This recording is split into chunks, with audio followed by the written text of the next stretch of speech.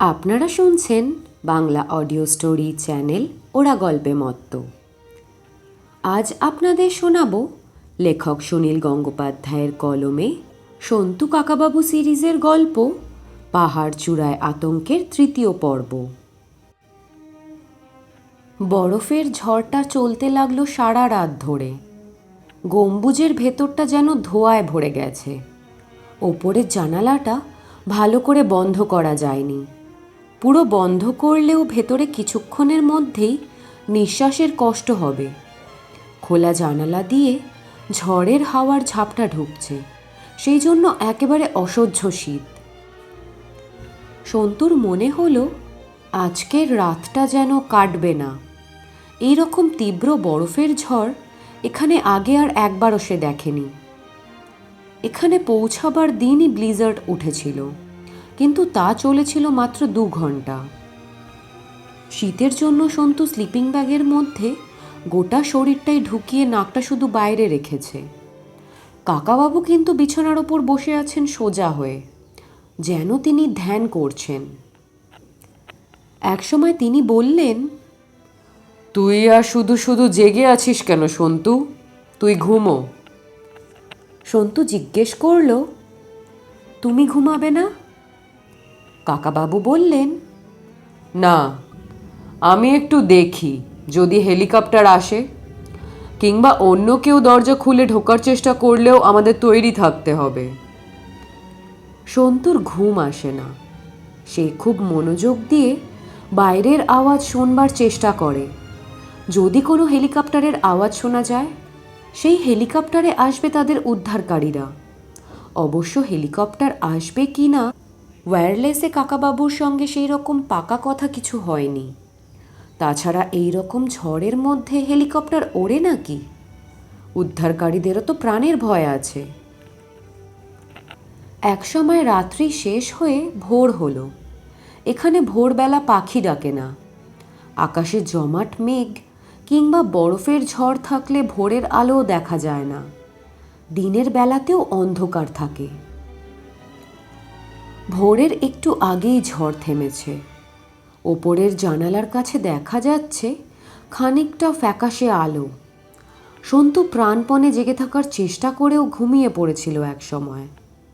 চোখ মেলেই দেখল কাকাবাবু তার খাটের ওপর ঠিক একই জায়গায় একই রকমভাবে ঠায় বসে আছেন।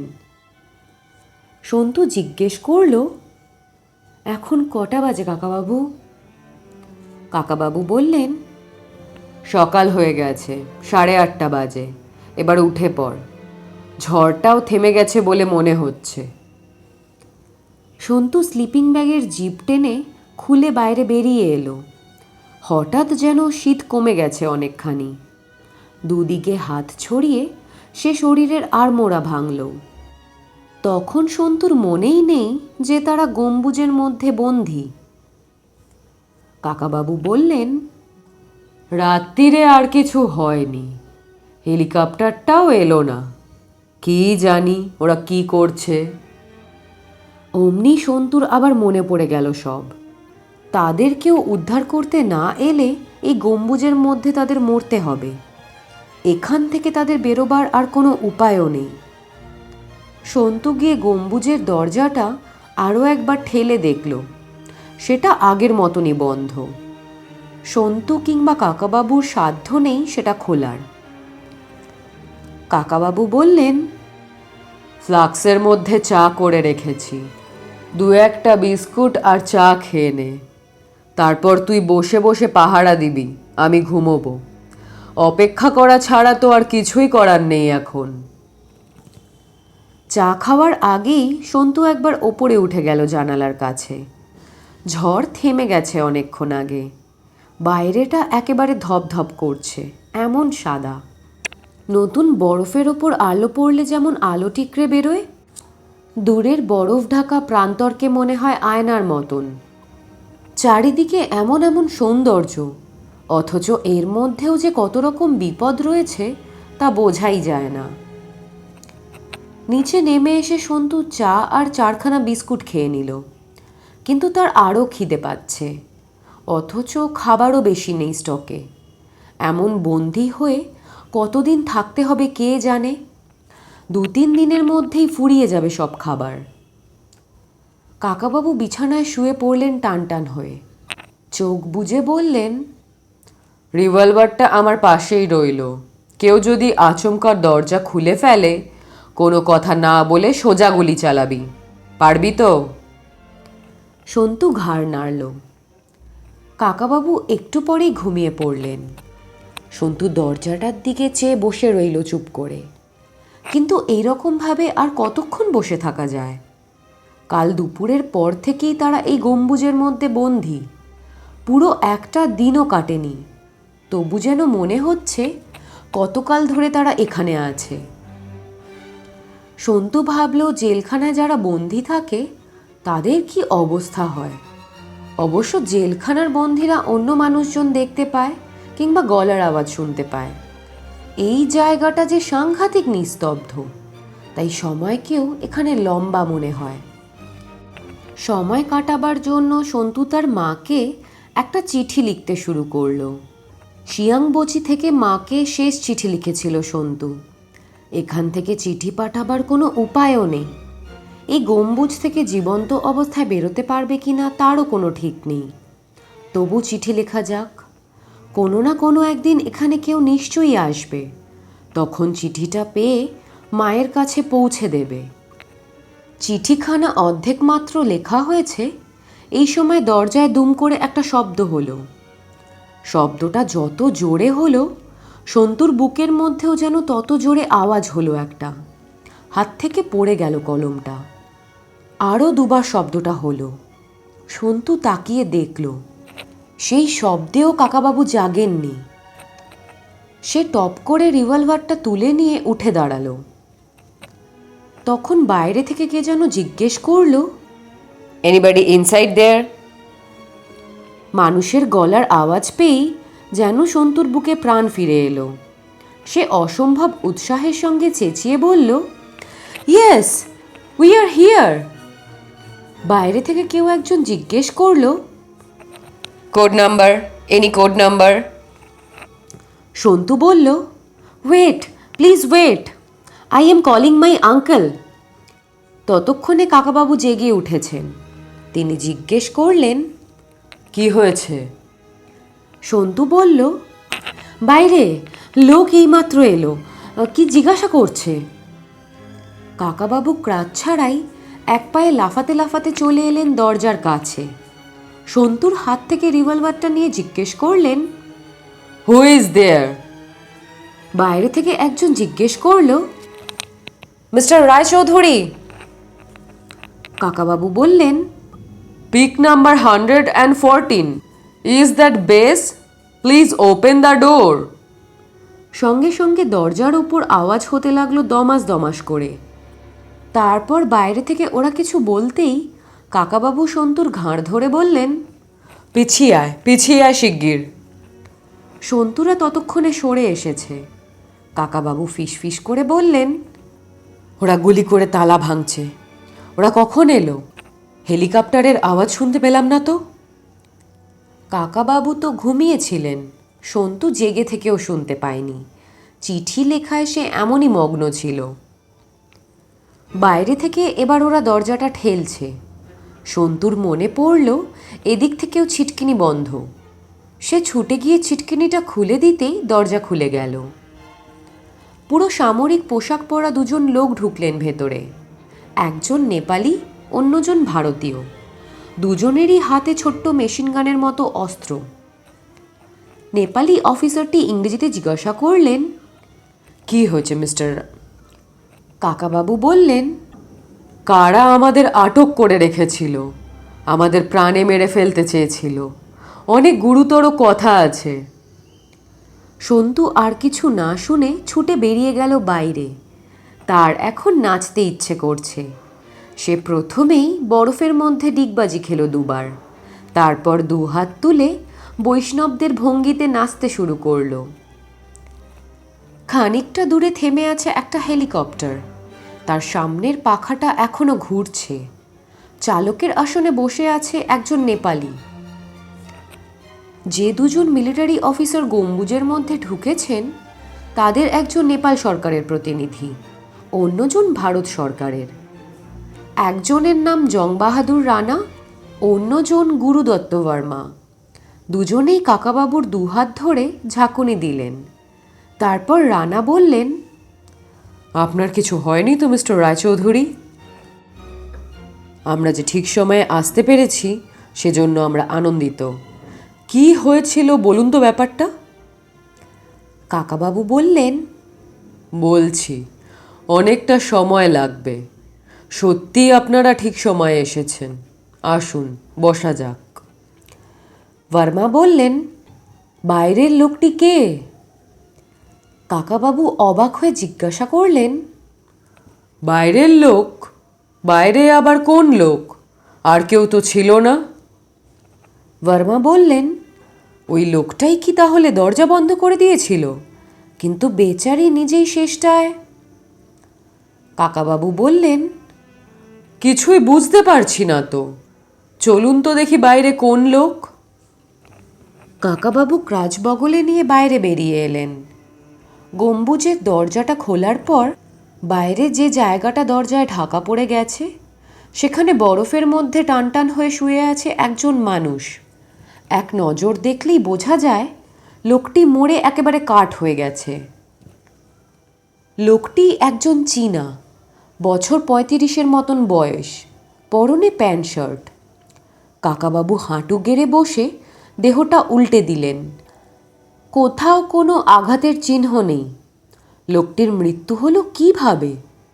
অবশ্য বরফের ঝড়ের মধ্যে সারা রাত বাইরে থাকলে কারুর পক্ষেই বাঁচা সম্ভব নয়। রানা বললেন, ওই লোকটি বোধহয় গম্বুজে আশ্রয় নিতে এসেছিল। আপনারা দরজায় যে ধাক্কার শব্দ শুনেছেন সেটা এরই। বর্মা বললেন, তাহলে দরজাটা বন্ধ করলো কে? রানা বললেন, তাহলে এই লোকটি কি দরজা বন্ধ করতে এসেছিল, তারপর ব্লিজার্ডের মুখে পড়ে আর ফিরতে পারেনি? বর্মা বললেন, একজন চীনা এখানে আসবে কি করে, আর গম্বুজের দরজাটাই বা বন্ধ করবে কেন? কাকাবাবু ততক্ষণে মন দিয়ে মৃত লোকটির শরীর পরীক্ষা করছেন। চেষ্টা করছেন লোকটির হাতের কনুই এবং পায়ের হাঁটুর কাছে মরবার, কিন্তু লোকটির শরীর একেবারে শক্ত। কাকাবাবুর খানিকটা ডাক্তারি বিদ্যেও আছে। তিনি অবাকভাবে মাথা নাড়তে লাগলেন। খানিক বাদে মুখ তুলে তিনি বললেন, আশ্চর্যের ব্যাপার, খুবই আশ্চর্যের ব্যাপার। রানা এবং বর্মা দুজনেই একসঙ্গে জিজ্ঞেস করলেন, কি কি? কাকাবাবু বললেন, কাল আমরা গম্বুজের মধ্যে ঢুকেছি দুপুরের দিকে, এখনো ২৪ ঘন্টাও কাটেনি। কিন্তু আমি যেটুকু ডাক্তারি জানি তাতে বলতে পারি যে এই লোকটির মৃত্যু হয়েছে অন্তত ৪৮ ঘন্টা আগে। রাইগার মর্টিস অনেক আগেই সেট করে গেছে। তাহলে এই লোকটি এখানে এলো কি করে? রানা বললেন, বলেন কি, ৪৮ ঘন্টা আগে? তাহলে তো কাল আপনারা একে দেখেননি। কাকাবাবু বললেন, না, শুধু তো আমি একা নই, কাল দুপুর পর্যন্ত এখানে শেরপা আর মালবাহকেরাও ছিল, কেউ দেখেনি। এখানে ফাঁকা জায়গায় কোনো লোক লুকিয়েও থাকতে পারে না। বর্মা বললেন, এ যে অসম্ভব ব্যাপার বলে মনে হচ্ছে। আপনার তাহলে নিশ্চয়ই কোনো ভুল হচ্ছে মিস্টার রায়চৌধুরী। কাকাবাবু বললেন, তা হতে পারে। কিভাবে লোকটি এখানে এলো তা আমি জানি না, তবে এই লোকটি যে কাল রাতে বা আজ সকালে মারা যায়নি তা আমি হলফ করে বলতে পারি। ২ দিন কেন, ৩-৪ দিন আগেও এর মৃত্যু হতে পারে। সন্তু হেলিকপ্টারটা দেখবার জন্য ওই দিকে যাচ্ছিল মনের আনন্দে। একবার পেছন ফিরে দেখল কাকাবাবু আর অন্য দুজন লোকই গম্বুজের বাইরে হাঁটু গেড়ে বসে গভীর মনোযোগ দিয়ে কি যেন দেখছেন। অমনি তার কৌতূহল হলো। সে আবার ফিরে এলো গম্বুজের দিকে। কাছাকাছি এসে সে যেন থমকে গেল। এক সম্পূর্ণ অচেনা লোকের মৃতদেহ, মুখটা হা করা, চোখ দুটো খোলা, যেন সন্তুর দিকেই তাকিয়ে আছে। সন্তুর গলা শুকিয়ে গিয়েছিল। অতি কষ্টে ঢোক গিলে জিজ্ঞেস করল, কাকাবাবু, এ কে? কাকাবাবু বললেন, আমরাও তো সেই কথাই ভাবছি। চোখের সামনে একজন মরা মানুষকে দেখে সন্তুর শরীরটা ঘুলিয়ে উঠল। সে মুখ ফিরিয়ে নিল অন্যদিকে। চীনা ভদ্রলোকটির গায়ে একটা ভেড়ার চামড়ার কোট, থুতনিতে অল্প অল্প দাড়ি, চোখ দুটি খোলা, দৃষ্টিতে ভয়ের বদলে যেন খানিকটা বিস্ময়ের ভাব মাখানো। সন্তু মৃতদেহটির দিকে তাকাতে চায় না, কিন্তু কাকাবাবুদের কথাবার্তা শোনার জন্য দারুণ কৌতূহলী। সে কাকাবাবুর পেছনে গিয়ে বসে পড়ল। কাকাবাবু বললেন, এই চীনা ভদ্রলোকটি কোথা থেকে এখানে এলেন তা কিছুই বোঝা যাচ্ছে না, অথচ আমরা এখানে আর বেশিক্ষণ অপেক্ষাও করতে পারি না, অনেক কাজ আছে।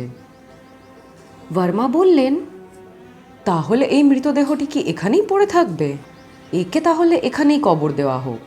চীনারা মৃতদেহ পোড়ায় না, কবরই দেয়। কাকাবাবু বললেন, তাহলে চটপট বরফ খুঁড়ে ফেলা যাক। সন্তু, গাইতিটা নিয়ে আয় তো। জং বাহাদুর রানা হাত তুলে বাধা দিয়ে বললেন, দাঁড়ান, একটা কথা আছে। এই চীনা ভদ্রলোক একজন বিদেশি। এর গায়ে যে কোটটা আছে সেরকম কোট আমাদের দেশে কোথাও পাওয়া যায় না। ইনি এখানে কি করে এলেন তা জানা আমাদের সরকারের কর্তব্য। এর মৃত্যুর কারণটা জানা দরকার। এই দেহটা পোস্টমর্টেম করতে হবে। বর্মা বললেন, তার মানে এই দেহটা এখন কাঠমান্ডুতে পাঠাতে হবে? রানা বললেন, হ্যাঁ। কাকাবাবু জিজ্ঞেস করলেন, এদিকে কোনো চীনা অভিযাত্রী দল কি এসেছিল শিগগির? বর্মা বললেন, কই না তো। রানা বললেন, এভারেস্টের দিকে একটা চীনা অভিযাত্রী দল গিয়েছিল বেশ কিছুদিন আগে, 2.5 কিংবা 3 বছর আগে হবে। সে দলের কি কেউ হারিয়ে গিয়েছিল? সেরকম তো কিছু শোনা যায়নি, তবে 4 নম্বর ক্যাম্পের কাছে 2 জন দুর্ঘটনায় মারা গিয়েছিল এ কথা জানি। সেই জায়গা তো এখান থেকে অনেক দূরে। যদি ধরা যায় সেই দলেরই কেউ হারিয়ে গিয়েছিল কিংবা দুর্ঘটনায় পড়ে কোনো ক্রমে বেঁচে গিয়েছিল, তবু তার পক্ষে এখানে একা একা এতদিন বেঁচে থাকা কি করে সম্ভব? কিংবা হয়তো মৃত্যুই হয়েছিল তখন, বরফের তলায় চাপা পড়ে শরীরটা এইরকম অবিকৃত অবস্থায় রয়ে গেছে। কাকাবাবু ব্যঙ্গের সুরে বললেন, তারপর ইয়েতিরা কাল রাত্রে বরফ খুঁড়ে মৃতদেহটা বার করেছে আমাদের সঙ্গে ঠাট্টা করবার জন্যে। বর্মা বললেন, মিস্টার রায়চৌধুরী, আপনি দেখছি ইয়েতিদের অস্তিত্বে একেবারেই বিশ্বাস করেন না, অথচ আপনি নিজেই একটা ইয়েতির দাঁত সঙ্গে করে এনেছেন। কাকাবাবু একথার কোনো উত্তর দিলেন না, শুধু বললেন, তারপর উঠে দাঁড়িয়ে বললেন, যাই হোক, এবারে যা ব্যবস্থা করার করুন, সময় নষ্ট করে তো লাভ নেই। রানা আর বর্মা দুজনে ধরাধরি করে মৃতদেহটা তুলল। সন্তুও হাত লাগালো। তারপর ওরা চলে এলো হেলিকপ্টারের কাছে। কাকাবাবু খানিকটা আফসোসের সুরেই বললেন, মৃতদেহটা তো এই হেলিকপ্টারেই পাঠাতে হবে, অথচ হেলিকপ্টারটা এখন আমাদের খুব কাজে লাগতো। রানা বললেন, ঘন্টা 2-এর মধ্যেই আবার ফিরে আসতে পারবে। কাঠমান্ডু পর্যন্তও যাবে না, শিয়াংবচি পর্যন্ত পৌঁছে দিয়েই চলে আসবে, তারপর ওরা ব্যবস্থা করবে। কাকাবাবু জিজ্ঞেস করলেন, আপনাদের সঙ্গে খাবার দাবার কিছু আছে কি? কাল দুপুরের পর থেকে আমাদের আর ভালো করে কিছু খাওয়া হয়নি। দেখুন না, এই ছেলেটারও মুখ শুকিয়ে গেছে। রানা বললেন, হ্যাঁ হ্যাঁ, অনেক খাবার আছে, কিন্তু আমি একটা প্রস্তাব দেব। আমাদেরও আর এখানে থাকার দরকার কি? আমরা সবাই তো এই হেলিকপ্টারেই ফিরে যেতে পারি। কাকাবাবু দারুণ অবাক হয়ে ভুরু তুলে বললেন, আপনি কি পাগল হয়ে গেছেন নাকি রানা সাহেব? রানা হাসতে হাসতে বললেন, কেন, পাগল হবার মতন কি করলুম? কাকাবাবু বললেন, একটা কাজ করতে এসেছি, সেটা শেষ না করে ফিরে যাব? তাহলে মানুষ হয়ে জন্মেছি কেন? তাহলে লেখাপড়া শিখেছি কেন? যদি ইচ্ছে হয় আপনারা চলে যান, আমি থাকব। সে মুহূর্তে কাকাবাবুর জন্য খুব গর্ব হলো সন্তুর। সে জানে তার কাকাবাবু ছাড়া এই রকম কথা জোর দিয়ে আর কেউ বলতে পারেন না। বর্মা বললেন, রানা সাহেব, আপনি মিস্টার রায়চৌধুরীকে তো ভালো করে চেনেনই না, তাই ও কথা বললেন। উনি কোনো একটা কাজ শুরু করে তার শেষ না দেখে ছাড়েন না। সে কাজ যতই বিপজ্জনক হোক না কেন। দারুণ গোয়ার লোক। আন্দামানে জাড়োয়াদের দ্বীপের কাছাকাছি কোনো মানুষ ভয়ে যায় না। উনি নিজে জোর করে সেখানে নেমেছিলেন। রানা বললেন, কিন্তু উনি কি কাজের জন্য এখানে এসেছেন সেটাই তো আমরা ভালো করে জানি না। কাকাবাবু বললেন, বলছি, আগে খাবার বার করুন। হেলিকপ্টারে একটা ত্রিপল ছিল, সেটাকে ভাঁজ করে পাতা হলো বরফের ওপর। তারপর নামানো হলো অনেকগুলো সসেজ, হ্যামবার্গার, স্যান্ডউইচ আর দুটো ফ্লাক্স ভর্তি গরম কফি। সুন্দর রোদ উঠেছে আজ, আকাশ ঝকঝকে নীল। কে বলবে যে কালকেই সারা রাত এখানে তুষারের ঝড় বয়ে গেছে। রোদ্দুরের স্পর্শে দারুণ আরাম লাগছে এখন। রানা হেলিকপ্টার চালককে কয়েকটি নির্দেশ দিলেন। তারপর মৃতদেহটি নিয়ে হেলিকপ্টার উড়ে চলে গেল। তারপর ত্রিপলের ওপর গোল হয়ে বসে ওরা খাওয়া শুরু করলো। রানা বললেন, ধরা যাক এখানে ইয়েতি আছে, কিন্তু সেজন্য তো পরে আরও অনেক লোকজন নিয়ে ফিরে আসা যেত। আমরা তিনজনে মিলে খোঁজার চেষ্টা করাটা নির্বুদ্ধিতার কাজ হবে না? সন্তু বসে আছে রানার পাশেই। সে মুখ তুলে ওর দিকে তাকালো। রানা সন্তুর ঘাড়ে চাপড় মেরে বললেন, দুঃখিত দুঃখিত, তিনজন নয়, চারজন। আমাদের এই কিশোর বন্ধুটিও যথেষ্ট সাহসী, কিন্তু এই চারজনে মিলেই বা কী করব? কাকাবাবু বললেন, আপনার কথার মতো আমিও বলছি। ধরা যাক এখানে ইয়েতি আছে। আমি নিজে কয়েকটি অদ্ভুত পায়ের ছাপ দেখেছি, তার ছবিও তুলেছি। আর আমার এই ভাইপো সন্তু শপথ করে বলেছে যে সে ইয়েতির মতো একটা অতিকায় প্রাণী এক পলকের জন্য দেখেছে। শেরপা আর কুলিরাও তো সেই দেখেই পালালো। তাহলে একটা কিছু আছে নিশ্চয়ই।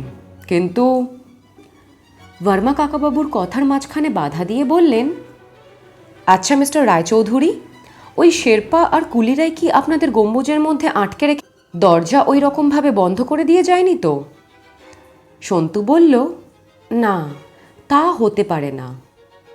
কাকাবাবু বললেন, শেরপা আর কুলিরা অনেকক্ষণ আগেই চলে গিয়েছিল। যদি তারা আবার ফিরে আসে, আসতেও তো পারে। কিন্তু আমাদের মেরে ফেলার চেষ্টা করে ওদের কী লাভ হবে? লাভ নিশ্চয়ই আছে। আপনাদের ফেলে রেখে ওরা পালিয়েছে, সেজন্য নেপাল সরকারের কাছ থেকে ওদের নিশ্চয়ই শাস্তি পেতে হবে। কিন্তু আপনাদের মেরে ফেলতে পারলে ওরা বলতে পারবে যে আপনারা দুর্ঘটনায় মারা গেছেন, সেই জন্যই ওরা ফিরে গেছে। রানা বললেন, শেরপারা খুব বিশ্বাসী হয়, তারা এই রকম কাজ কখনো করে না। সন্তু বলল, মিংমা আমায় খুব ভালোবাসত, সে কখনোই আমাদের মারতে চাইবে না। কাকাবাবু বললেন, শেরপারা যদি গম্বুজের দরজা বন্ধও করে দেয়, তবু চীনে লোকটা কোত্থেকে এলো? তাকে নিশ্চয়ই শেরপারা আনেনি। রানা সন্তুকে জিজ্ঞেস করলেন, তুমি সত্যি ইয়েতি দেখেছ? সন্তু বলল, হ্যাঁ। বর্মা এবং রানা দুজনেই সচকিতভাবে দূরের কালা পাথর পাহাড়টার দিকে একবার তাকালেন। কাকাবাবু বললেন, যা বলছিলাম, ধরে নেওয়া যাক ইয়েতি আছে। এখন দিনের বেলা, আপনাদের দুজনের কাছেই আছে এলএমজি, আর আমার কাছে আছে রিভলভার। পৃথিবীতে অন্য কোনো প্রাণী দাঁত নখ ছাড়া আর কিছু অস্ত্র ব্যবহার করতে জানে না, সুতরাং আমাদের ভয় পাওয়ার কিচ্ছু নেই। তাছাড়া আমি মনে করি মানুষের চেয়ে বেশি বুদ্ধিমান কোনো প্রাণী পৃথিবীতে থাকতে পারে না। এতকাল ধরে ইয়েতির কথা শোনা যাচ্ছে, অথচ কোনো সভ্য মানুষ একটা ইয়েতিকেও ধরতে পারেনি, এমনকি একটা ছবি পর্যন্ত তুলতে পারেনি কেউ। ইয়েতি কি এতই বুদ্ধিমান? এখন এ মুহূর্তে সেটাই আমাদের দেখা দরকার। রানা বললেন, মিস্টার রায়চৌধুরী, এই রহস্যের সন্ধানের জন্যই কি আপনি এখানে এসেছেন? কাকাবাবু বললেন, আপনারা কেইন শিপটনের কথা ভুলে যাচ্ছেন। মানুষের দাঁতের চেয়েও খুব বড় একটা দাঁত, ধরা যাক ইয়েতির দাঁত, সে সব সময় গলায় ঝুলিয়ে রাখত। সেই কেইন শিপটন এখানে এসে ইয়েতি দেখতে পেয়েছিল, অন্তত সে কথা সে তার ডায়েরিতে লিখে রেখে গেছে। তারপর কেইন শিপটন এখান থেকে অদৃশ্য হয়ে যায়। তাকে কি ইয়েতি ধরে নিয়ে গেছে? ইয়েতি কি মানুষ খায়? কেইন শিপটনের হাড় গোড়ো খুঁজে পাওয়া যায়নি। রানা বললেন, অনেক খুঁজে দেখা হয়েছে, উনি সত্যি যেন অদৃশ্য হয়ে গেছেন। কাকাবাবু বললেন, কেইন শিপটনের অদৃশ্য হওয়ার সঙ্গে ইয়েতির কোনো সম্পর্ক আছে কি না সেটা খুঁজে দেখা দরকার।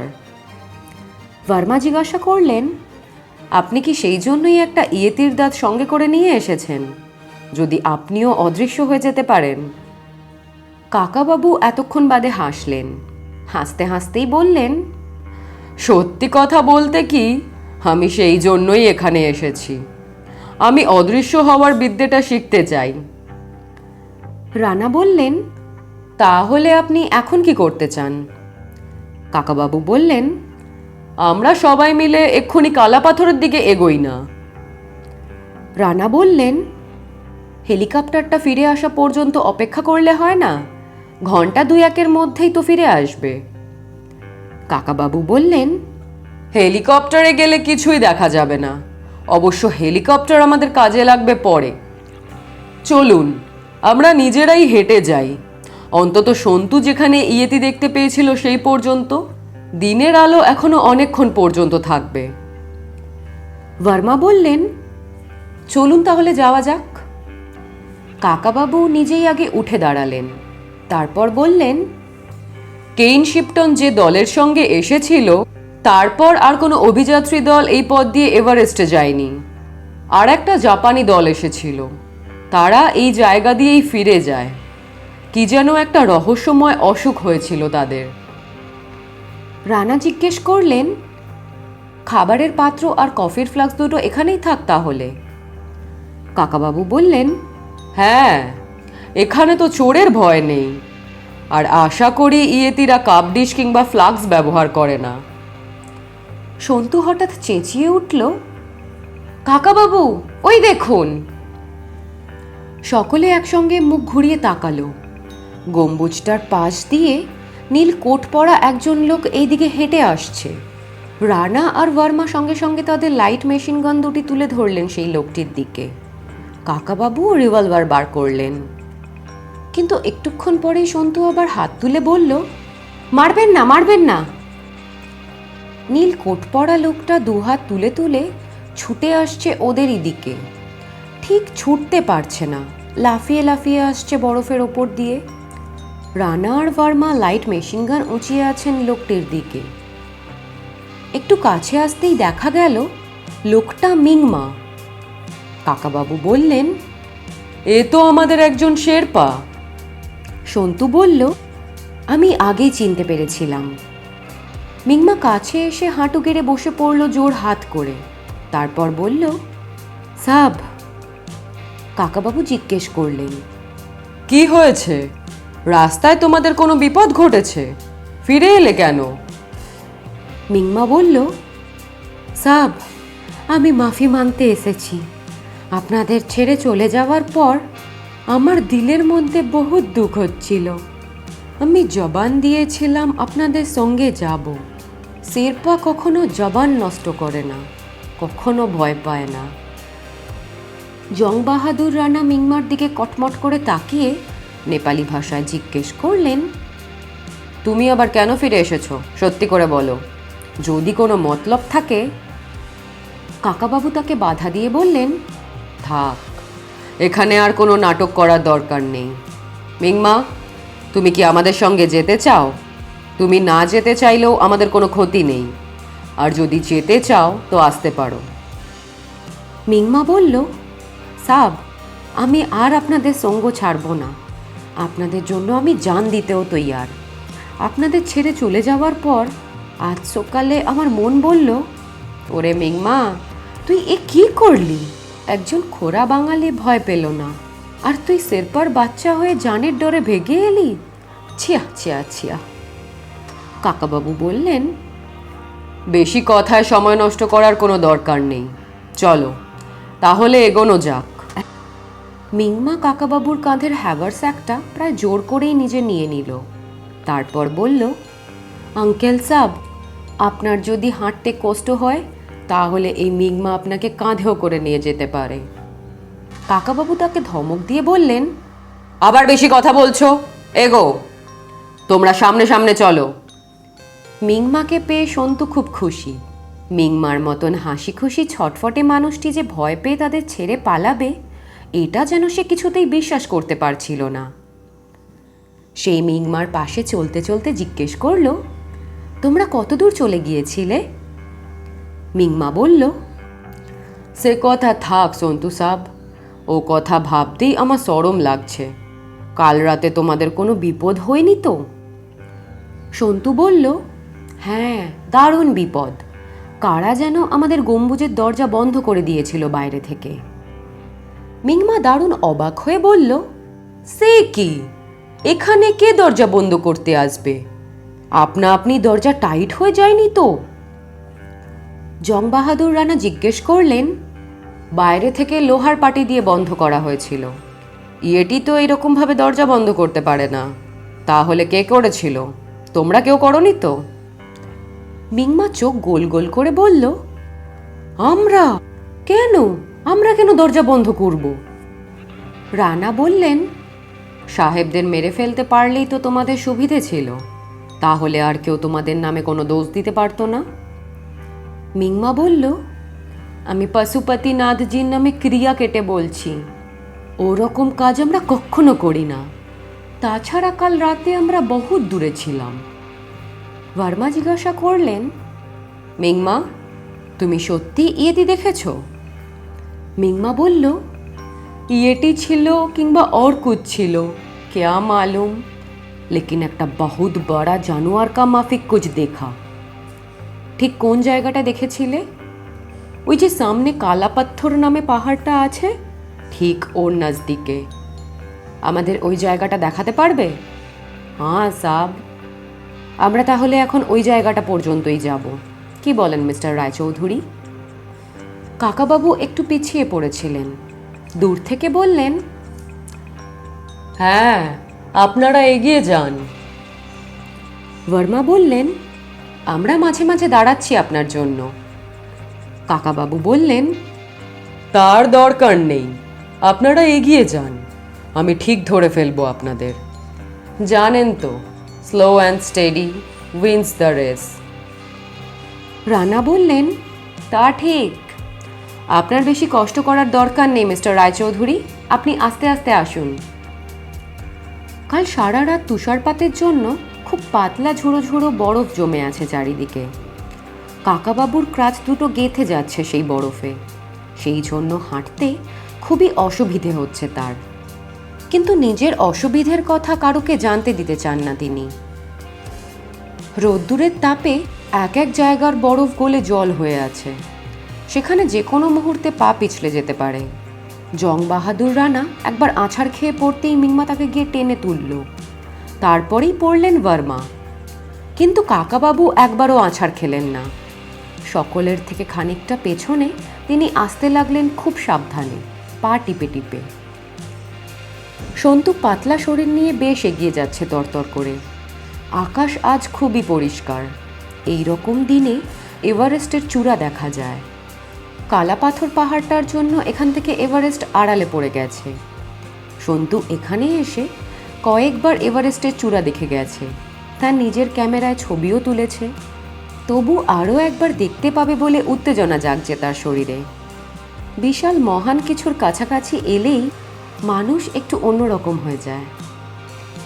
মিংমা পেছন থেকে এসে সন্তুর হাত চেপে ধরে বলল, সন্তু সাব, অত সামনে সামনে যেও না, ওই দুই বড়া সাপদেরকে আগে যেতে দাও। সন্তু বলল, কেন? যদি ইয়েতি এসে তোমাকে আগে ধরে নিয়ে যায়? সন্তু হাসতে গিয়েও হাসতে পারল না। এর মধ্যেই সে ইয়েতির কথা ভুলে গিয়েছিল। আবার মনে পড়ে গেল, আর সঙ্গে সঙ্গে নিজের অজান্তেই একবার কেঁপে উঠল তার বুক।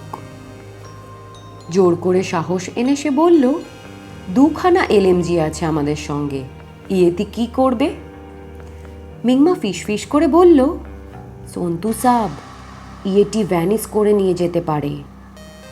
সন্তু খানিকটা অবিশ্বাসের সুরেই বলল, যা, আমিও আগে মানতাম না, লেকিন নিজের আঁখো সে তো দেখলাম কাল। 1-2 সেকেন্ড ছিল, তারপরেই ভ্যানিস করে গেল। কি আর ঠিক নেই? সন্তু বলল, সন্তু সেই কালো মতন বিরাট প্রাণীটাকে এক পলকের জন্য দেখেই ভয়ে মুখ ফিরিয়ে নিয়েছিল। তারপর যখন আবার তাকিয়েছিল, সেটা আর সেখানে ছিল না। অত তাড়াতাড়ি কোথায় পালালো? সত্যি কি কোনো প্রাণী অদৃশ্য হতে পারে? মিংমা সন্তুকে ধরে দাঁড় করিয়ে রাখল।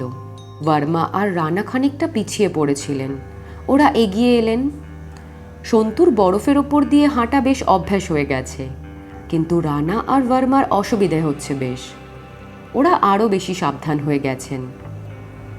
দুজনের হাতেই লাইট মেশিন গান। নামে লাইট হলেও খুব হালকা কিন্তু নয়। বর্মা সন্তুকে জিজ্ঞেস করলেন, কি দাঁড়িয়ে পড়লে যে? এখানেই ইয়েতি দেখেছিলে নাকি? সন্তু বলল, না, আরও অনেক দূর আছে। আমাদের সঙ্গে সঙ্গে চলো। যদি সত্যি ইয়েতি দেখতে পাই, গুলি করে তাকে একেবারে ফুঁড়ে দেব। জ্যান্ত হোক বা মরা হোক, একটা ইয়েতি নিয়ে যদি দেখাতে পারি, তাহলে সারা পৃথিবীতে আমাদের নাম ছড়িয়ে যাবে। এ পর্যন্ত কেউ ইয়েতির অস্তিত্ব ঠিকভাবে প্রমাণ করতে পারেনি। রানা বললেন, এই ছেলেটি নিজের চোখে দেখেছে, একে অবিশ্বাসী বা করা যায় কি করে? শেরপা কিংবা কুলিদের না হয় কুসংস্কার থাকতে পারে। বর্মা বললেন, আর যদি কোনো ভালুক টালুকের মতো জানোয়ার দেখে থাকে? রানা বললেন, এখানে ভালুক আসবে কোথা থেকে? এ পথ দিয়ে কত অভিযাত্রী গেছে, কেউ কোনোদিনও ভালুক দেখেনি। বর্মা বললেন, কেউ তো আগে ইয়েতিও দেখেনি। রানা বললেন, কেইন শিপটন দেখেছিলেন, অন্তত তার ডায়েরিতে সেই কথাই লেখা আছে। আমার মনে হয় তিব্বতের দিক থেকে ইয়েতি হোক বা অন্য কোনো জানোয়ারই হোক, এই দিকে ছিটকে চলে এসেছে। সন্তু বলল, কাকাবাবুও পায়ের ছাপ দেখেছেন, মোটেই ভাল্লুকের মতন নয়, মানুষের মতন, তবে 4টি আঙ্গুল। বর্মা বললেন, তাও বটে। সন্তু জিজ্ঞাসা করল, বর্মা সাহেব, আপনি এইরকম ভালো বাংলা শিখলেন কোথা থেকে? বর্মা হেসে বললেন, আমি কলকাতায় লেখাপড়া করেছি। আমি থাকতুম হার্ডিঞ্জ হোস্টেলে। তোমাদের বাড়ি ভবানীপুর, তাই না? সেই জায়গাটাও চিনি। রানা বললেন, আমি পড়েছি দার্জিলিংয়ের নর্থ পয়েন্ট স্কুলে। আমার অনেক বাঙালি বন্ধুর বাড়িতে আমি 2-3 বার থেকেছি। মিংমা হঠাৎ চেঁচিয়ে উঠল, সাব, দেখিয়ে! তিনজনেই চমকে গিয়ে মিংমার দিকে তাকালো। মিংমা সামনে বরফের মধ্যে এক জায়গার দিকে আঙ্গুল উঁচিয়ে আছে। সেখানে একটা মস্ত বড় পায়ের ছাপ। বর্মা আর রানা সেখানে বসে পড়লেন। সন্তু পেছন ফিরে কাকাবাবুকে ডাকবার চেষ্টা করল, কিন্তু কাকাবাবুকে দেখতে পেল না। বর্মা বলল, একটা মাত্র পায়ের ছাপ, নিশ্চয়ই টাটকা, কারণ কাল রাত্রিরে তুষারপাত হয়েছিল, তার আগের হলে মিলিয়ে যেত। রানা বললেন, মিস্টার রায়চৌধুরী আসা পর্যন্ত অপেক্ষা করা যাক এখানে। আরে, মিস্টার রায়চৌধুরী কোথায় গেলেন? সন্তু বলল, কাকাবাবুকে আমিও দেখতে পাচ্ছি না। বর্মা বললেন, কোথাও বসে বিশ্রাম করছেন বোধহয়। সন্তু বলল, বরফ তো উঁচু নিচু নয়, কোথাও বসলেই বা দেখতে পাবো না কেন? খুব বেশি দূরে তো ছিলেন না। রানা বললেন, কিন্তু এখানে হঠাৎ একটা পায়ের ছাপ এলো কি করে? তিনি এলএমজি উঁচিয়ে একবার চারিদিকটা ভালো করে ঘুরে তাকালেন। মিংমা খুব জোরে চেঁচিয়ে ডাকল, আঙ্কেল সাব, আঙ্কেল সাব! কোনো উত্তর এলো না। সন্তু বলল, আমি কাকাবাবুকে খুঁজে আসছি। ভার্মা বললেন, তাহলে আমি আর মিস্টার রানা এখানে থাকছি, তুমি আর মিংমা দেখে এসো। উনি আহত হয়ে থাকলে আমাদের ডেকো। সন্তু মাঝে মাঝেই ঘাড় ফিরিয়ে কাকাবাবুর প্রতি লক্ষ্য রাখছিল। কাকাবাবু কখনো চোখের আড়াল হননি। 200-250 গজ দূরে ঠুকঠুক করে আসছিলেন। ভার্মা আর রানার সঙ্গে কথা বলার সময় সন্তু কাকাবাবুর দিকে ঠিক নজর রাখতে ভুলে গিয়েছিল। এরই মধ্যে কাকাবাবু কোথায় গেলেন? খানিকটা ফিরে এসে এক জায়গায় থমকে দাঁড়িয়ে সন্তু প্রায় কেঁদে উঠে বলল, মিংমা। মিংমাও একই সঙ্গে দেখতে পেয়েছে। বরফের ওপরে পড়ে আছে কাকাবাবুর একটা ক্রাচ আর খানিকটা রক্ত, আর কিছু না। ভার্মার মুখ দেখে মনে হলো জীবনে তিনি এই রকম অবাক কখনো হননি। চোখ দুটো একেবারে স্থির হয়ে গেছে। ফিসফিস করে তিনি বললেন, এ কি ব্যাপার, মিস্টার রায়চৌধুরী কোথায় গেলেন? রানা বললেন, স্ট্রেঞ্জ, ভেরি স্ট্রেঞ্জ। এই তো আমাদের পিছনেই ছিলেন, খানিকটা আগেও দেখতে পাচ্ছিলাম। কোনো কারণে উনি কি গম্বুজে ফিরে গেলেন? ভার্মা বললেন, তা কি করে হবে? এত তাড়াতাড়ি উনি কি করে ফিরে যাবেন? উনি কি দৌড়াতে পারেন? তাছাড়া আমাদের না বলে যাবেনই বা কেন? ভার্মা এক দৃষ্টিতে চেয়ে রইলেন বরফের ওপর পড়ে থাকা ক্রাচটার দিকে। রানা বললেন, উনি ক্রাচ ছাড়া হাঁটবেনই বা কি করে? ওখানে রক্তই বা পড়ে আছে কেন? কিছুই বুঝতে পারছি না যে। সন্তুও এত অবাক হয়ে গেছে যে কোনো কথাই বলতে পারছে না। বিশেষত রক্ত দেখে তার বুকটা কাঁপছে। মিংমা হঠাৎ খুব জোরে চিৎকার করে বলে উঠল, আঙ্কেল সাব, আঙ্কেল সাব! জায়গাটা এমনই নিস্তব্ধ যে মিংমার চিৎকারে যেন এই স্তব্ধতা ফেটে একেবারে ঝনঝন করতে লাগলো। বহু দূরে প্রতিধ্বনি যেন 3 দিক থেকে মিংমাকে ভেঙচিয়ে কেউ বলতে লাগলো, আঙ্কেল সাব, আঙ্কেল সাব।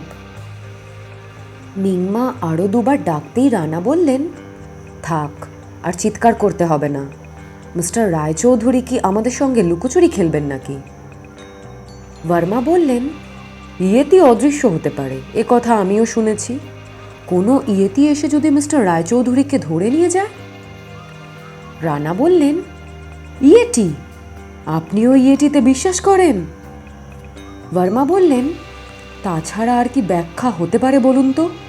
এই জন্যই আমি তখন মিস্টার রায়চৌধুরীকে বলেছিলাম, মাত্র এই কজন লোক নিয়ে এখন কালা পাথরের দিকে যাবার দরকার নেই।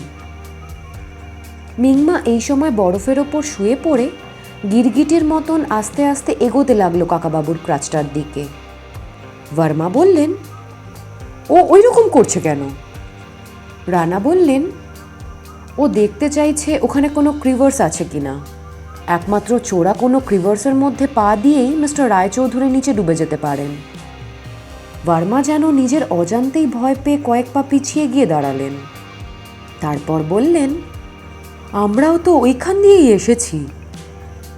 রানা বললেন, অনেক সময় ছোট ছোট ক্রিভার্স থাকে, ঠিক সেটার ওপর পা দিলেই বিপদ।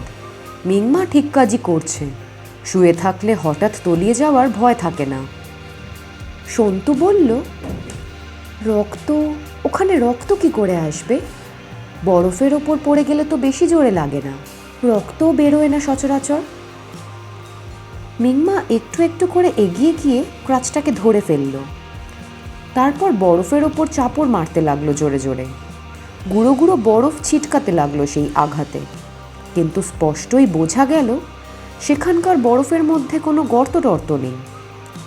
মিংমা আশেপাশের খানিকটা জায়গাও চাপড়ে দেখল ওই একই রকম ভাবে। তারপর উঠে দাঁড়িয়ে নিরাশ গলায় বলল, নেহি সাব, ইধার কিরবাস নেই। রানা বললেন, আশ্চর্য, একটা মানুষ কি অদৃশ্য হয়ে যেতে পারে? ভার্মা বললেন, ব্যাপারটা মোটেই আমার ভালো ঠেকছে না, আমাদের আর বেশিক্ষণ এখানে থাকা ঠিক নয়। রানা বললেন, আমরা কি ফিরে যাব বলতে চান, মিস্টার রায়চৌধুরীর খোঁজ না করেই? ইন্ডিয়া গভর্নমেন্টের বিশেষ রিকোয়েস্ট আছে যাতে আমরা ওর নিরাপত্তার ভার নিই। ভার্মা বললেন, আর কিভাবে খোঁজ করবেন? চারিদিকে ধুধু করছে বরফ, এখানে কোনো মানুষের পক্ষে লুকিয়ে থাকা সম্ভব? আর মিস্টার রায়চৌধুরীর মতন একজন খোড়া লোক দৌড়েও কোথাও চলে যেতে পারেন না, তাহলে তিনি গেলেন কোথায়? রানা বললেন, সেটাই তো প্রশ্ন, তিনি গেলেন কোথায়? একটা না একটা ব্যাখ্যায়ের নিশ্চয়ই আছে। বর্মা বললেন, দেখুন, শেক্সপিয়ারের হ্যামলেটের সেই লাইনটা আমার মনে পড়ছে, there are more things in heaven and earth, Horatio, than are dreamed of in your philosophy. আপনারা যাই বলুন, বাতাসে মাটিতে এখনো এমন রহস্য আছে যা মানুষের অজানা। রানা বললেন, সে কি মিস্টার ভার্মা, আপনি কি অলৌকিক ব্যাপারে বিশ্বাস করেন নাকি? এ কথার কোনো উত্তর না দিয়ে ভার্মা হাঁটু গেড়ে বসে পড়লেন বরফের ওপর। তারপর হাত জড়ো করে কি যেন মন্ত্র পড়তে লাগলেন। একটু বাদে তিনি উঠে দাঁড়িয়ে বললেন, আমার ভীষণ শীত করছে, আমি আর এখানে থাকতে পারছি না, চলুন গম্বুজটার কাছে ফিরে যাই। রানা কিরকম যেন হতবুদ্ধি হয়ে গেলেন।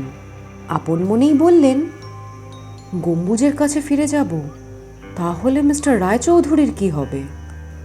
ভার্মা বললেন, গম্বুজের কাছে ফিরে গিয়ে দেখাই যাক না, কোনো কারণে বা যে কোনো উপায়েই হোক উনি তো সেখানেও যেতে পারেন, হয়তো কোনো দরকারি জিনিস ফেলে এসেছিলেন।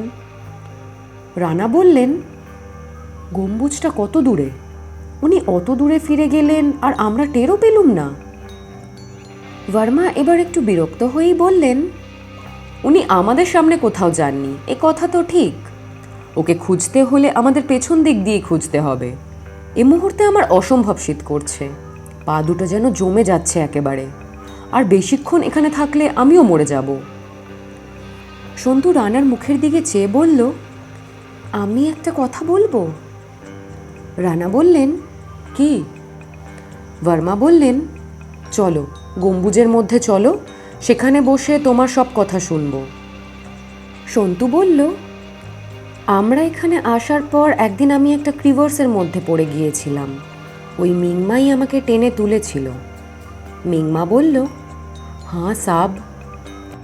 সন্তু বলল, আমি অনেকখানি ঢুকে গিয়েছিলাম বরফের মধ্যে, তারপর একটা অদ্ভুত জিনিস মনে হয়েছিল, আমার পা কিসে যেন ঠেকে গেল একটা শক্ত কিছুতে।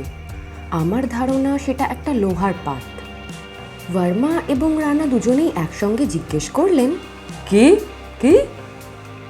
সন্তু বলল, লোহার পাত। ভার্মা ঠাট্টার হাসি হেসে বললেন, বরফের নিচে লোহার পাত? তোমার কি মাথা টাথা খারাপ হয়ে গেছে নাকি? রানা আগ্রহ দেখিয়ে জিজ্ঞেস করলেন, তুমি কি করে বুঝলে লোহার পাত? পাথরও তো হতে পারে, বরফের খানিকটা নিচে তো পাথরই থাকবে। সন্তু বলল, পায়ের তলায় পাথর ঠেকলে একরকম লাগে, আর লোহার পাতের মতো প্লেন কোনো জিনিস ঠেকলে অন্যরকম লাগে। আমার সেই অন্যরকমই লেগেছিল। ভার্মা বললেন, লোহার ঝনঝন শব্দ হয়েছিল? সন্তু মাথা নিচু করে বলল, তা অবশ্য হয়নি, কিংবা হলেও আমি শুনতে পাইনি, শুধু আমার অন্যরকম লেগেছিল। রানা জিজ্ঞাসা করল, সে জায়গাটা কোথায়? সন্তু আঙুল তুলে বলল, সেই জায়গাটা এখানে নয়, ওই দিকে। সেখানে একটা কাঠের ওপর একটা লাল রুমাল বেঁধে রেখেছিল মিংমা, হয়তো খুঁজলে সেই জায়গাটা বারও করা যেতে পারে। ভার্মা বললেন, তাহলে শুধু শুধু আমরা এখানে বসে সময় নষ্ট করছি কেন? ওদিকে হয়তো মিস্টার রায়চৌধুরী কোনো কারণে আহত হয়ে গম্বুজে ফিরে গিয়ে বিশ্রাম করছেন। ধরা যাক সন্তু যেখানে বরফে ডুবে গিয়েছিল সেখানে বরফের নিচে একটা লোহার পাত পড়ে আছে, কেউ না কেউ হয়তো আগে কখনো ফেলে গিয়েছিল। তার সঙ্গে এখনকার রহস্যটা কি? হ্যাঁ? সন্তু বলল, কাকাবাবুর মুখে শুনেছি কেন শিপটন নামে একজন অভিযাত্রী এই রকম জায়গা থেকে অদৃশ্য হয়ে গিয়েছিলেন। কাকাবাবু তার খোঁজেই এসেছেন, তারপর কাকাবাবুও সেই জায়গা থেকেই অদৃশ্য হয়ে গেলেন। এর মধ্যে কি কোনো যোগাযোগ থাকতে পারে? ভার্মা বললেন, এর মধ্যে আবার কেন শিপটনের কথা এলো কি করে? কে বলল মিস্টার রায়চৌধুরী কেন শিপটনের খোঁজ করতে এখানে এসেছিলেন? কেন শিপটন বিদেশি, তিনি নিরুদ্দেশ হয়ে গিয়েছিলেন নেপালে। এ নিয়ে ভারত সরকার মাথা ঘামাবে কেন? তোমার কাকাবাবু ইয়েতি রহস্য সন্ধানের গবেষণা করবেন বলেই ভারত সরকারের সাহায্য চেয়েছিলেন। ইয়েতি সম্পর্কে আমার একটা থিওরি আছে, চলো গম্বুজে ফিরে গিয়ে বলি।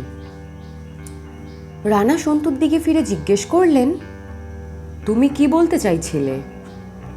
সন্তু বলল, যেখানে রক্ত পড়ে আছে ওই জায়গার বরফটা একটু খুঁড়ে দেখলে হয় না?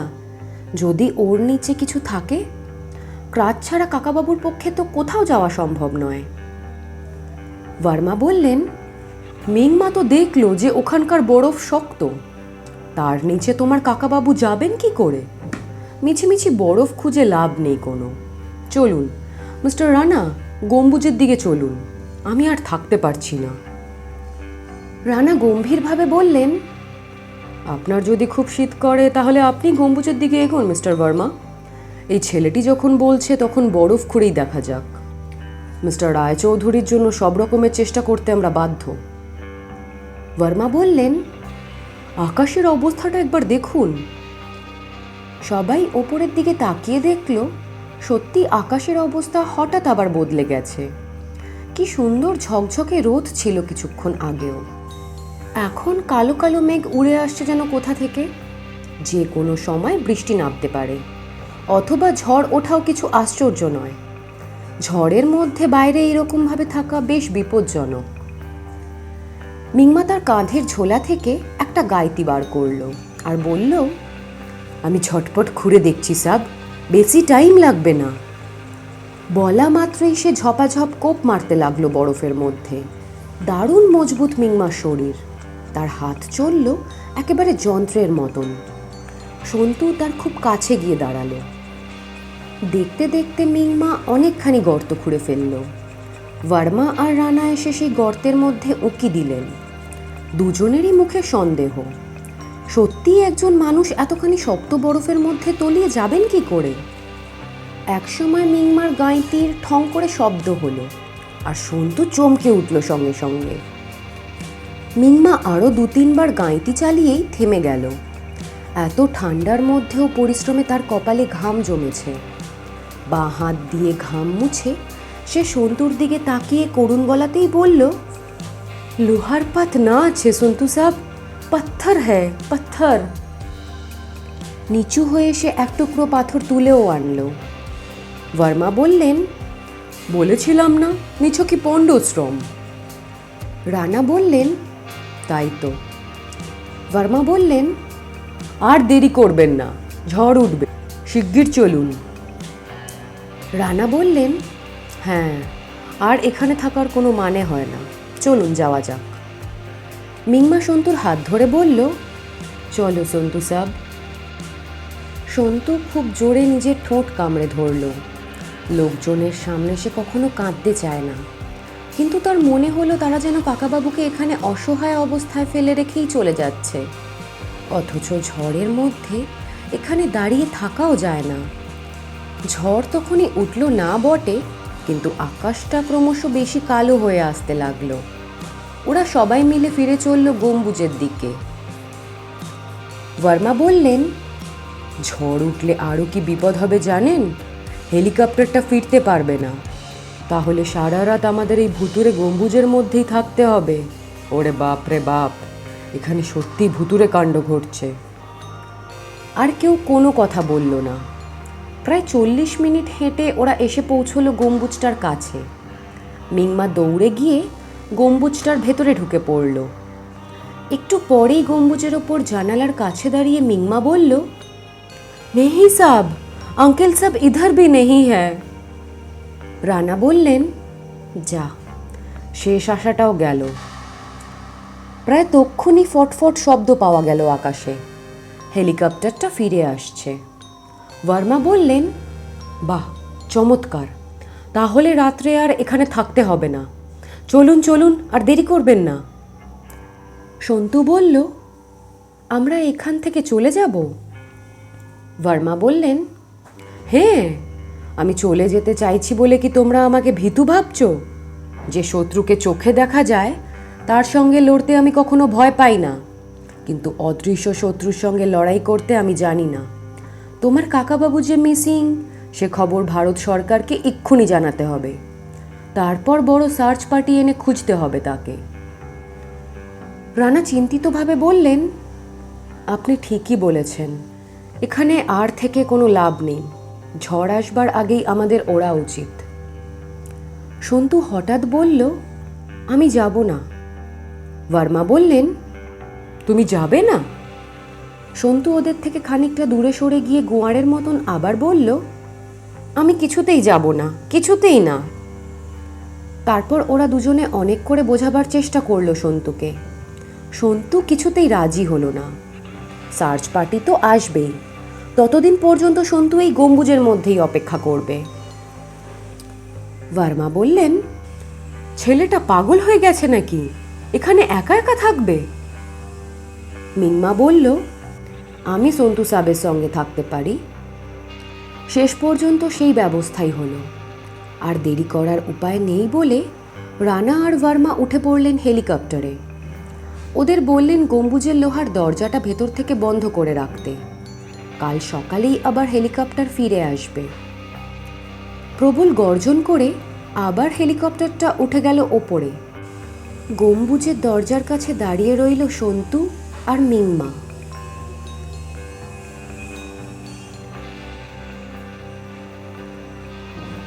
জ্ঞান ফেরার পর কাকাবাবু চোখ মেলে দেখলেন পাতলা পাতলা অন্ধকার। তিনি ভাবলেন বুঝি রাত হয়ে গেছে। কতক্ষণ অজ্ঞান হয়ে আছেন তা তো তিনি জানেন না। পাশে হাত দিয়ে দেখলেন বরফ নয়, তিনি শুয়ে আছেন পাথরের ওপর। এখানে তিনি কি করে এলেন? তিনি অজ্ঞান হয়ে যাওয়ার পর ওরা তাকে ধরাধরি করে এনে এই পাথরের উপর শুয়ে দিয়েছে। কিন্তু সন্তু কোথায়? রানা আর ভার্মাই বা কোথায় গেল?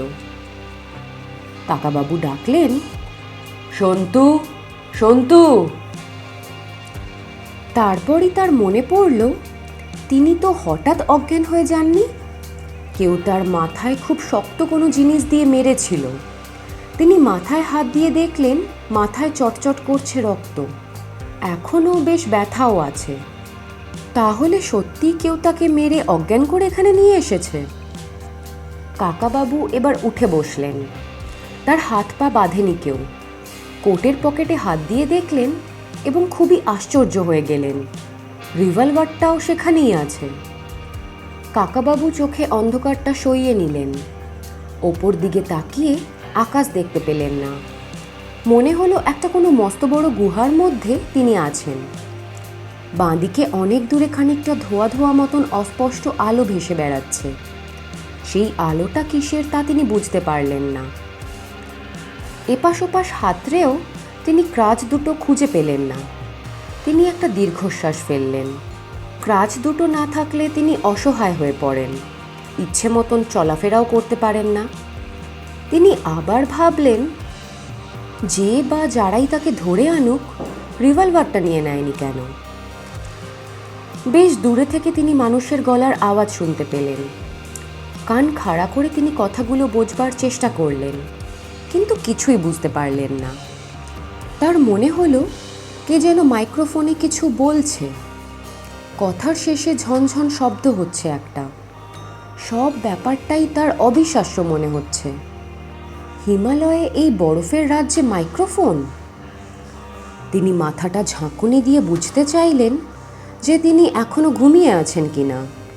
অমনি মাথার যন্ত্রণাটা খুব বেড়ে গেল। তিনি এমনই অবশ হয়ে পড়লেন যে আবার শুয়ে পড়তে হলো তাকে। বেশ কিছুক্ষণ তিনি শুয়ে শুয়ে বিশ্রাম নিলেন। খানিকটা সুস্থ হবার পর তিনি রিভলভারটা বার করে পাশে নামিয়ে রেখে ওভারকোটের অন্য পকেটগুলো খুঁজতে লাগলেন। তার কাছে নানা রকম ওষুধ থাকে। কয়েকটা ট্যাবলেট পেয়েও গেলেন তিনি। অন্ধকারেই টিপে টিপে বুঝে একটা ট্যাবলেট বেছে নিলেন। এটা ব্যথা কমাবার ওষুধ। কিন্তু ট্যাবলেট গিলতে গেলে যে জল লাগে, এখানে জল পাওয়ার কোনো উপায় নেই। ওষুধটা খুবই তেতো, তবু চুষে চুষে সেটাকে খেয়ে ফেললেন কাকাবাবু। তারপর গলা থেকে স্কার্ফটা খুলে মাথায় একটা ব্যান্ডেজ বাঁধলেন। বেশিক্ষণ রক্ত পড়লে তিনি এমনিতেই দুর্বল হয়ে পড়বেন। এই জায়গায় শীতটা বেশ কম। হাতের গ্লাভস খুলে ফেলার পরেও আঙুল কনকন করে না। নাকের ডগায় আড়ষ্ট ভাব নেই। এটা তাহলে মাটির নিচের কোনো গুহা। কোনো জায়গা থেকে নিশ্চয়ই হাওয়া আসে, কারণ নিঃশ্বাস নিতে কোনো কষ্ট হচ্ছে না। হঠাৎ কাকাবাবু দারুণ চমকে উঠলেন। কি যেন একটা জিনিস ঝাঁপিয়ে পড়েছে তার পিঠের ওপর। তিনি মুখ ফিরিয়ে দু হাতে জিনিসটাকে একটা ঝটকা মারলেন। অমনি সেটা মাটির ওপর পড়ে ঘেউ ঘেউ করে উঠল। এটা একটা সাদা রঙের কুকুর। কুকুরটা হিংস্রভাবে ডেকে আবার তেড়ে এলো কাকাবাবুর দিকে। কাকাবাবু তার সুস্থ পা দিয়ে সেটাকে লাথি মারলেন এবার খুব জোরে। খানিকটা দূরে ছিটকে গেল কুকুরটা, আবার এসে ঘ্যাক করে তার পা কামড়ে ধরল। কাকাবাবু জোর করে সেটাকে ছাড়িয়ে ছুঁড়ে ফেলে দিলেন। তিনি খুব মোটা প্যান্ট পরে আছেন বলেই হয়তো কুকুরটা দাঁত বসাতে পারেনি। কুকুরটা মাথা নিচু করে পেছনের একটা পা আঁচড়াতে আঁচড়াতে রাগে গজরাতে লাগলো, যে কোনো মুহূর্তে আবার ঝাঁপিয়ে পড়বে। কাকাবাবু রিভলভারটা তুললেন। এক গুলিতেই কুকুরটাকে তিনি সাবার করে দিতে পারেন। কিন্তু কাকাবাবু কুকুর খুব ভালোবাসেন। কুকুরটাকে তার মারতে ইচ্ছে হলো না। কুকুরটা জার্মান স্পিটস জাতের, বেশি বড়ও নয়। এই জাতের এক একটা কুকুর খুব হিংস্র হয় বটে, কিন্তু এরা কামড়ে তো মানুষ মারে না। তিনি কুকুরটাকে শান্ত করার জন্য চু চু করে শব্দ করতে লাগলেন। তবু কুকুরটা আরেকবার লাফিয়ে তাকে কামড়াতে এলো। কাকাবাবু এবার আগে থেকেই তৈরি ছিলেন, সজোরে এক লাথি কষালেন। কুকুরটা এবার ডাকতে ডাকতে কাকাবাবুর পেছনের দিকে চলে এলো। কাকাবাবুও ঘুরে বসলেন সঙ্গে সঙ্গে। কুকুরটা তো জ্বালাবে খুব, অথচ এমন সুন্দর একটা কুকুরকে মেরে ফেলারও কোনো মানে হয় না। কয়েকবার লাথি খেয়ে কুকুরটাও আর সহজে ঝাঁপিয়ে পড়ছে না, একটা কোনো সুযোগের অপেক্ষায় আছে। হাতের কাছে কিছু না পেয়ে কাকাবাবু কুকুরটার দিকে একটা গ্লাভস ছুঁড়ে মারলেন। কুকুরটা অমনি সেটা কামড়ে ধরে গো গো শব্দ করতে লাগলো। তারপর হঠাৎই সেটা মুখে নিয়ে দৌড়ে পালিয়ে গেল। একটু বাদে সেটা আবার নিয়ে ফিরে এলো, তবে তার মুখটা খালি। কাকাবাবু ভাবলেন, এই রে, গ্লাভসটা নষ্ট হয়ে গেল। কোথায় যে সে রেখে এলো সেটাকে? যাই হোক, এখন যখন একটা গেছে আর একটা রেখেই বা কী হবে। কাকাবাবু সেটাকেও ছুঁড়ে মারলেন কুকুরটার দিকে। সে সেটাকেও মুখে করে নিয়ে বেশ ঝাঁকাতে লাগলো, যেন একটা বেশ মজার খেলা পেয়েছে। আবার সে সেটাকে নিয়ে পালিয়ে গেল একই দিকে, কিন্তু তারপর আর ফিরে এলো না। কাকাবাবু খানিকক্ষণ অপেক্ষা করলেন কুকুরটার জন্য, আর তার পাত্তা নেই। কাকাবাবু ভাবতে লাগলেন, একটা পোষা কুকুর এই গুহার মধ্যে কি করে এলো? স্পিটস কুকুর সাধারণত পোষাই হয়। হিমালয়ের এতখানি উচ্চতায় কোনো জন্তু জানোয়ারই দেখা যায় না। চারিদিকে বরফের রাজত্ব, এর মধ্যে একটা পোষা কুকুর। কিছুক্ষণ ভাবার পর কাকাবাবু আপন মনেই বললেন, তারপর তিনি ভাবতে লাগলেন দুপুরবেলার ঘটনা। কেউ একজন তার পেছন থেকে তার মাথায় মেরে অজ্ঞান করে ফেলেছিল। তাহলে সন্তু আর অন্যদের কি হলো? তাদেরকেও কি মেরে এই গুহার মধ্যে কোথাও নিয়ে এসেছে? রানা আর ভার্মার কাছে লাইট মেশিন গান ছিল, তাদের মারা অত সহজ নয়। কিন্তু তাকে যখন মারা হলো, তখন ওরা কেউ বাধা দিতে এলো না কেন? ওরা কোথায়? বিশেষ করে সন্তুর জন্য তিনি খুবই উতলা বোধ করছেন। এক্ষুনি ওদের খোঁজ করা দরকার। তিনি আস্তে আস্তে উঠে পড়ে দেওয়াল ধরে দাঁড়ালেন। দেওয়ালের গাটা একেবারে এবড়ো খেবড়ো। সেটা ধরে ধরে এগোলেন খানিকটা। দূরে যেখানে আলোর মতন ধোঁয়া ভাসছে, তিনি সেই দিকে যেতে চান। কুকুরটাও ওই দিকেই পালিয়েছিল। মাইক্রোফোনে কথা বলার মতন যে আওয়াজটা খানিক আগে শোনা গিয়েছিল, সেটা এতক্ষণ থেমেছিল। এবার আবার সেই শব্দটা বেজে উঠল। কাকাবাবু মানে বোঝার চেষ্টা করলেন। অনেক দূর থেকে খুবই অস্পষ্ট আসছে শব্দটা, তবু তিনি একটু একটু করে বুঝতে পারলেন। কেউ কোনো কথা বলছে না, শুধু কয়েকটা এলোমেলো সংখ্যা আর অক্ষর। NCO3295, RGT45000, TO1H88, 000। কাকাবাবু দাঁড়িয়ে দাঁড়িয়ে শুনলেন। 2-3 মিনিটের মধ্যেই আওয়াজটা থেমে গেল। তারপর খানিকক্ষণ ঝন ঝন রেশ রইল। কাকাবাবুর কপাল কুঁচকে গেল। এইসব অক্ষর ও সংখ্যার মানে কি? কে কাকে বলছে? কিংবা এমনও হতে পারে অন্য কিছু শব্দ আসছে, তিনি ভুল শুনছেন। কিন্তু কিসের শব্দ? আর 2-1 পা এগোতে গিয়েই কাকাবাবু হুড়মুড় করে পড়ে গেলেন কিছুতে হোঁচট খেয়ে। তার মাথায় আবার গুঁতো লাগলো এবং ব্যথাটাও বেড়ে গেল। তিনি দাঁতে দাঁত চেপে সহ্য করার চেষ্টা করতে লাগলেন। এখন আর জ্ঞান হারালে চলবে না। তিনি চোখে কিছুই দেখতে পাচ্ছেন না। দূরের আলোর ধোঁয়ার দিকে তাকিয়ে থাকার জন্যই কাছের অন্ধকার এখন আরও বেশি অন্ধকার লাগছে। একটু পরে ব্যথাটা অবশ্য একটু কমলো। চোখে খানিকটা দেখতেও পেলেন। কিসে আঘাত লাগলো সেটা বোঝবার জন্য হাত বুলাতে লাগলেন চারিদিকে। একটা কিছুতে হাত লাগলো। ভালো করে হাত দিয়ে দেখলেন সেটা একটা লোহার বাক্স। তিনি বাক্সটা টেনে খোলবার চেষ্টা করলেন, কিন্তু সেটা তালা বন্ধ। অনেক টানাটানি করেও তিনি সেটা খুলতে পারলেন না। গুহার মধ্যে তালাবন্ধ লোহার বাক্স। কাকাবাবু বাক্সটার ওপর উঠে বসে আবার ভাবতে লাগলেন ব্যাপারটা। এই গুহাটা কোথায়? কাকাবাবু বেশিক্ষণ ভাবনার সময় পেলেন না। দূরে কুকুরটার ডাক শোনা গেল আবার। কাকাবাবু দেখলেন দূরে সেই আলোর ধোঁয়ার মধ্যে কুকুরটা লাফালাফি করছে। কুকুরটা আবার এসে জ্বালাতন করবে। কাকাবাবুর খুব ইচ্ছে হলো কুকুরটাকে আদর করতে। কুকুরটা যদি এত দুষ্টুমি না করত তাহলে ওকে কাছে ডেকে আদর করা যেত। কুকুরটা কিন্তু এদিকে আর এলো না। দূরেই খানিকটা লাফালাফি করে মিশে গেল ডান পাশের অন্ধকারের মধ্যে। আলোর ধোঁয়াটা কোথা থেকে আসছে সেটা জানা দরকার। মনে হচ্ছে যেন ওখানে একটা গর্ত আছে, কারণ ধোঁয়াটা এখন আসছে নিচের দিক থেকে। কাকাবাবু উঠে দাঁড়িয়ে এগোতে যাবেন, সেই সময় কুকুরটা আলোর ধোঁয়ার মধ্যে ফিরে এলো আবার। এবার সেদিকে তাকাতেই কাকাবাবুর বুকের মধ্যে ধক করে উঠল। কুকুরটার পাশে একটা বিরাট ছায়া মূর্তি। মাত্র এক পলক দেখা গেল সেটাকে, তারপরই মিলিয়ে গেল আবার। কাকাবাবু দেওয়ালের সঙ্গে মিশে দাঁড়িয়ে রইলেন। মূর্তিটাকে দেখে মানুষ বলে মনে হলো না, বরং যেন বিশাল একটা বাঁদরের মতন।